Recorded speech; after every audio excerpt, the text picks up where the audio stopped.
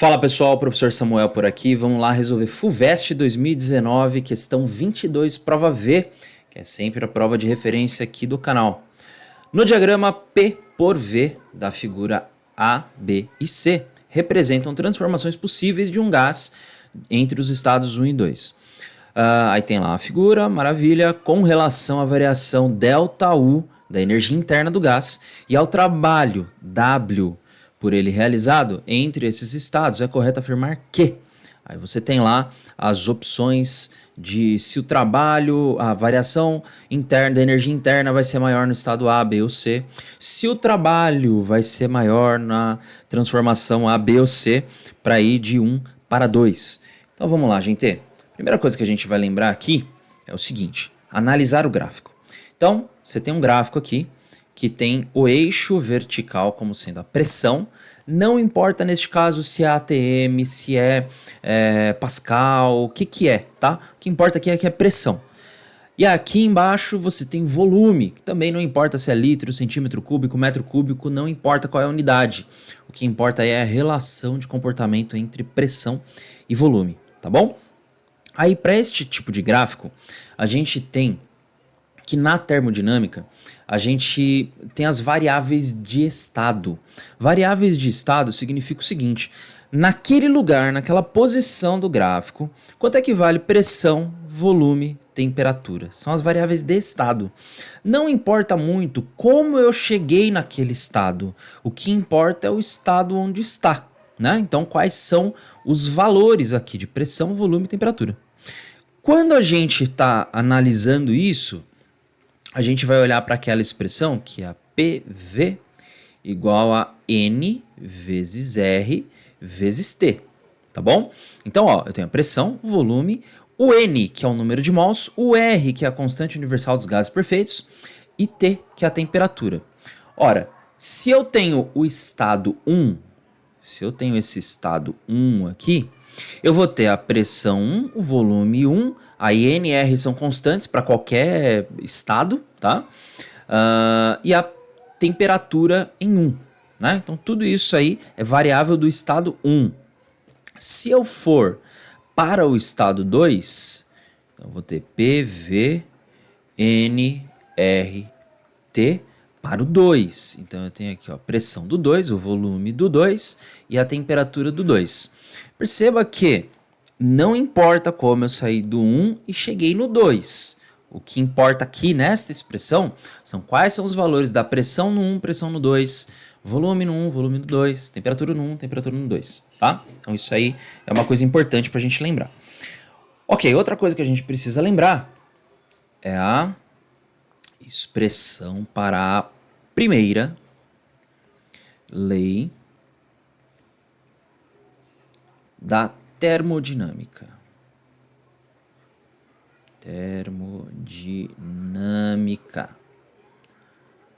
Beleza? Então, a primeira lei da termodinâmica, ela vai se apresentar da seguinte forma, que o calor trocado vai ser igual à variação da energia interna do gás, mais o trabalho por ele realizado ou sobre ele realizado, né? Por ele realizado se estiver acontecendo expansão e sobre ele realizado se estiver acontecendo contração. Você já deve, ou é possível que você tenha visto aqui o trabalho também sendo representado pela letrinha tal, tá bom? É a mesma coisa, eu não vou usar tal porque o exercício já usou W, então eu não vou usar uma coisa diferente, né? Eu vou deixar o W ali. Ou seja, a energia que é trocada pelo meu sistema de gás, ela pode tanto ser utilizada para um aumento de temperatura do gás, quanto para a expansão desse gás, ou um pouco para cada uma dessas coisas, tá? E aí, a gente vai olhar primeiro para o trabalho, para como é que a gente vai calcular o trabalho. Então, ó, se eu pegar só aqui a expressão para cálculo do trabalho, isso aqui vai ser ó, P, pressão, vezes a variação de volume. Quando eu olho para essa expressão, perceba que ele está considerando aí uma pressão constante e variação de volume. Então, se não tiver variação de volume, não vai ter trabalho. Onde é que a gente observa isso? Nessa primeira linha aqui, ó, na transformação A, né, no caminho de transformação A. Aqui não tem variação de volume. E nessa outra linha aqui da transformação C, né? Aqui também não tem transformação de volume. Só que não é só essa linha que me importa. Eu quero saber o caminho inteiro, né? Ele percorrendo ali o percurso A, depois percorrendo o percurso C. Bom, em algum momento vai ter transformação de volume em cada uma dessas transformações. Então, embora não tenha na primeira linha aqui do percurso A, tem nessa segunda. Então, ó, como é que a gente encontra o trabalho quando eu tenho uma variação da pressão, uma variação de volume em conjunto? Ou mesmo quando a gente tem uma pressão constante, mas eu quero analisar através do gráfico isso. A gente vai olhar a área da linha abaixo do gráfico, tá? Ou melhor dizendo, a área abaixo da linha do gráfico, né? Então aqui, ó, qual que é a linha que provoca trabalho no caminho A? É essa linha que está horizontal aqui. Então, quando eu olho a área formada aqui, ó, por essa linha, né? Entre a linha e o meu eixo horizontal. É isso aqui, ó.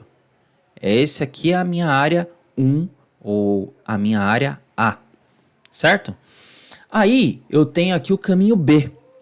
Qual é a área formada entre a linha do caminho B e o meu eixo horizontal? É essa aqui, ó. Então você já vai perceber que a área sob o gráfico de B é maior do que a área sob o gráfico de A. Portanto, aqui de cara, o trabalho de B é maior do que o trabalho de A. Aí o trabalho de C. Vamos dar uma olhada aqui, ó. O trabalho de C, vou fazer de azul, ele tá aqui, ó. Pega toda essa área aqui, ó, abaixo do C e até lá a linha horizontal do gráfico. Então, pessoal, fica muito na cara aqui que o trabalho realizado no caminho C é maior do que o trabalho realizado no caminho B, que é maior do que o trabalho realizado no caminho A. Então, em qualquer alternativa aí que possa ser uma possibilidade, isso tem que estar descrito lá, né? O trabalho de C é maior do que o trabalho de B, que é maior do que o trabalho de A. Vamos ver onde é que a gente tem isso. Perceba que o trabalho está na segunda parte, a análise do trabalho está na segunda parte da resposta, né? Embora, na minha opinião, seja mais fácil começar com ela. Então, eu acho que é meio por querer que o pessoal fez isso, né? Então, é mais fácil você olhar para o gráfico e ver qual que é a área maior, você já vai sacar qual que é o trabalho maior, que é o trabalho de C. Onde a gente tem isso, ó, aqui igual, não é, igual, não é, igual, não é. Então, a gente tem trabalho de C maior do que o trabalho de B, maior que o trabalho de A, na alternativa A. Trabalho de C maior que o trabalho de B, maior que o trabalho de A, na alternativa C. Então, ó, sempre que eu tiver uma expressão cujos eixos vão aparecer no gráfico, estão multiplicando na expressão, eu consigo analisar o resultado dessa expressão comparando as áreas sob a linha do gráfico.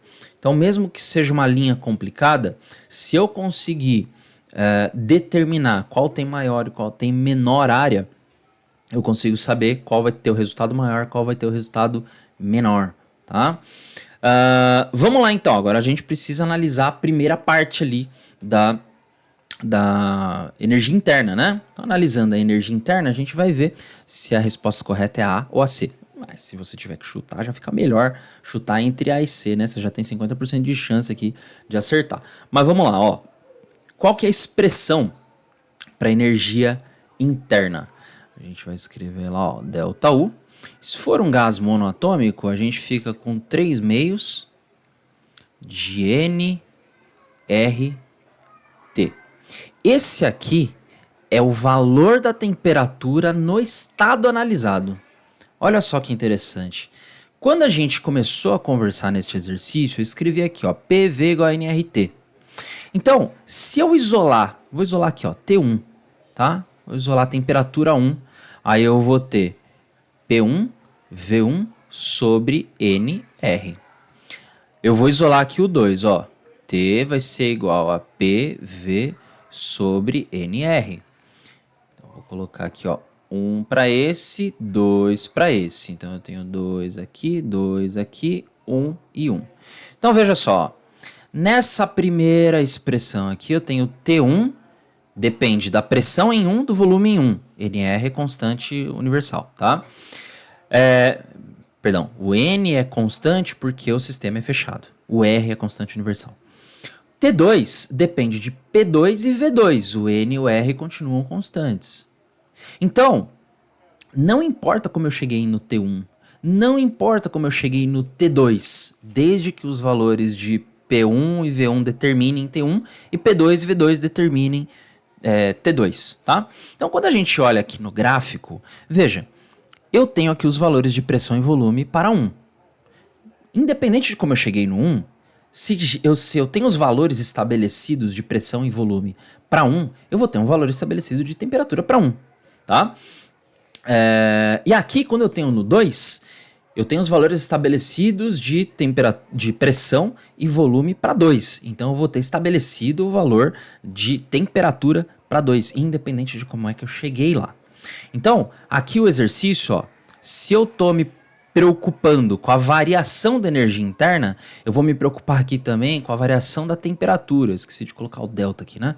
Preciso me preocupar com a variação da temperatura.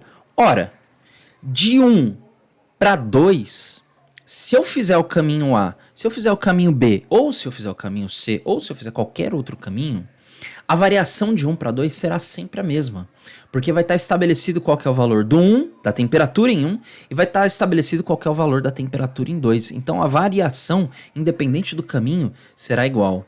O caminho influencia no valor do trabalho, no trabalho realizado, é verdade. Agora, o caminho não influencia no valor da variação da energia interna. Portanto, a variação da energia interna vai ser igual para o caminho A, para o caminho B ou para o caminho C. E essa é o que essa situação, né, essa descrição, é o que a gente encontra aqui na alternativa A. Então, a variação de UA é igual à variação de UB, que é igual à variação de UC, e o trabalho de C é maior que o trabalho de B, que é maior que o trabalho de A, portanto, a alternativa A. Gostou desse vídeo? Então lembra de curtir o canal, de se inscrever no canal e curtir esse vídeo. Beleza, pessoal? Valeu, até a próxima!